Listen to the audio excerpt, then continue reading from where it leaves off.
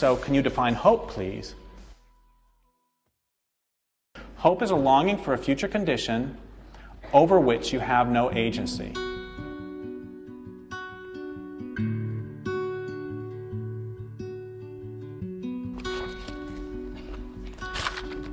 If Nazis or other fascists took over North America, what would we all do? What would we all do if they implemented Mussolini's definition of fascism? Quote, "Fascism should more appropriately be called corporatism because it's a merger of state and corporate power," end quote. And what would we do if they then instituted laws allowing them to put a significant portion, say 1/3, of all Jewish males between the ages of 18 and 35 into concentration camps? What if this occupied country called itself a democracy, but most everyone understood elections to be shams, with citizens allowed to choose between different wings of the same fascist or following Mussolini corporate party? What if anti-government activity was opposed by stormtroopers and secret police? Would you fight back? If there already existed a resistance movement, would you join it? Substitute the word African American for Jewish and ask yourself the same questions. Now, would you resist if the fascists irradiated the countryside, poisoned food supplies, made rivers unfit for swimming, and you're so filthy you wouldn't even dream of drinking from them anymore?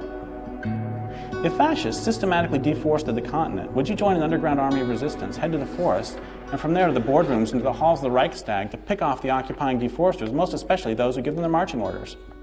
Okay. So maybe your sense of kin and your sense of skin doesn't extend to the natural world. Maybe you don't yet love the land where you live enough that you'll fight for it. But what if the fascists toxify not only the landscape, but the bodies of those you love? What if their actions put dioxin and dozens of other carcinogens into the flesh of your lover, children, mother, brother, sister, father? Would you fight back? What if the fascists toxify your own body?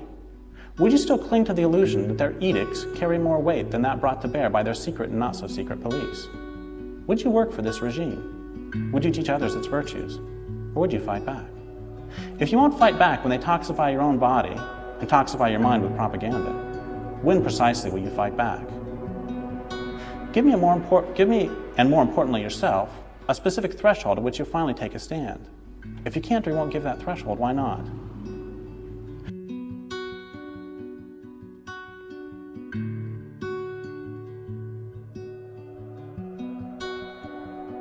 The world is like a ride at an amusement park, and when you choose to go on it, you think it's real, because that's how powerful our minds are. It's just a ride. And we can change it anytime we want. It's only a choice between fear and love. The eyes of fear want you to put bigger locks on your door, buy guns, close yourself off. The eyes of love instead see all of us as one. Here's what we can do to change the world right now. Do a better ride. Take all that money we spend on weapons and defense each year and instead spend it feeding, clothing, and educating the poor of the world, which it would many times over, not one human being excluded, and we can explore space together, both inner and outer, forever in peace.